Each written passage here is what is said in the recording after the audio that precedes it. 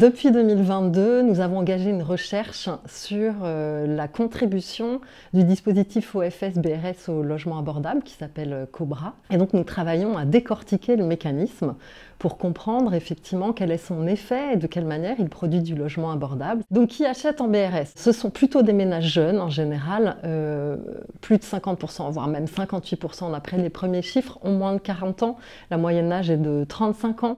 Ce sont pour 90% d'entre eux des primo-accédants, dans beaucoup de cas des familles, des célibataires ou des familles monoparentales. 50 à 60% viennent du parc locatif libre et 30% d'entre eux viennent du parc locatif social, d'après ce qu'on sait.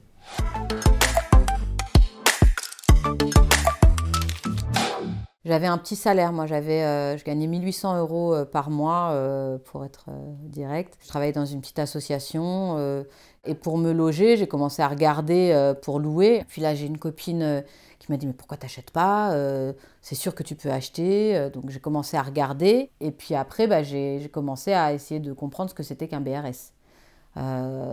Avec beaucoup de questions et qu'on me dise ce qui était possible d'acheter. Et là j'ai halluciné en fait, c'était incroyable.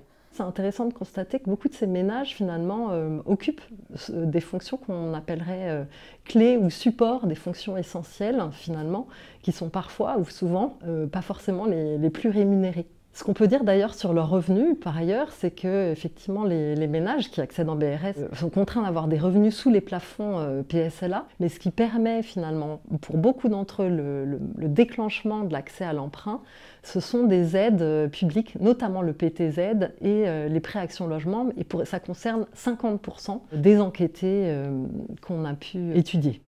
Le fait d'acheter en BRS, ça a permis de donner plus de temps. Parce que Copimo était très accompagnant dans cette démarche-là.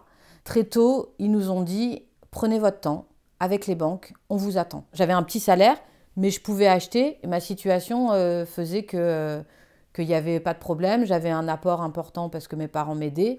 Donc une fois que la caisse d'épargne c'était bon pour eux, ça a roulé. On s'est rendu compte finalement que pouvoir choisir la localisation, c'est un des facteurs déterminants qui conduit les ménages à acheter en BRS. C'est-à-dire finalement, j'achète en BRS parce que je vais pouvoir rester proche de Paris, ou parce que je vais pouvoir effectivement accéder à un bassin d'emploi, ou parce que je vais pouvoir rester à côté de ma famille ou de mes amis, ou de l'endroit là où j'ai toutes mes sociabilités. Et c'est vraiment un argument essentiel. Ça fonctionne souvent d'après ce qu'on a vu en faisceau, c'est-à-dire que les ménages raisonnent d'abord par renoncement à la propriété et ensuite finalement c'est un ensemble de bienfaits positifs qui les conduit au BRS, parmi lesquels la localisation. Et pour eux, l'important devient l'idée de capitaliser le loyer. Parmi les autres bénéfices qui sont souvent mentionnés, il y a l'intérêt d'acheter dans du logement neuf, qui soit bien isolé, dans lequel il n'y ait pas de travaux à faire, pas de surprise, ou en tout cas a priori moins,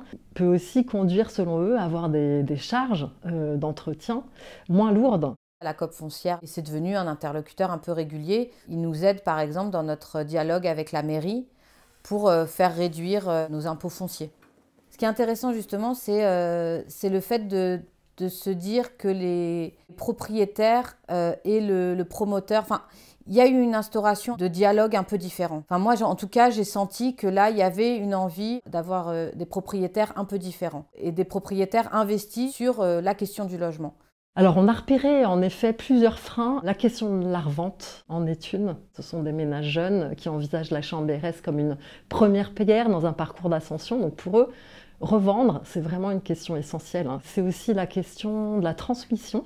Pour beaucoup de ménages au-delà de 40 ans, c'est un frein finalement. La question de savoir mais qu'est-ce que je vais faire de ce bien, comment et dans quelles conditions je vais pouvoir le transmettre à ses enfants est assez présent. On a vu aussi émerger récemment des craintes quant aux revalorisations des frais de redevance, notamment chez un certain nombre de ménages, en particulier des femmes seules, pour qui les budgets sont extrêmement serrés. J'ai acheté seule, j'avais pas d'enfant, donc j'ai acheté un 2 pièces.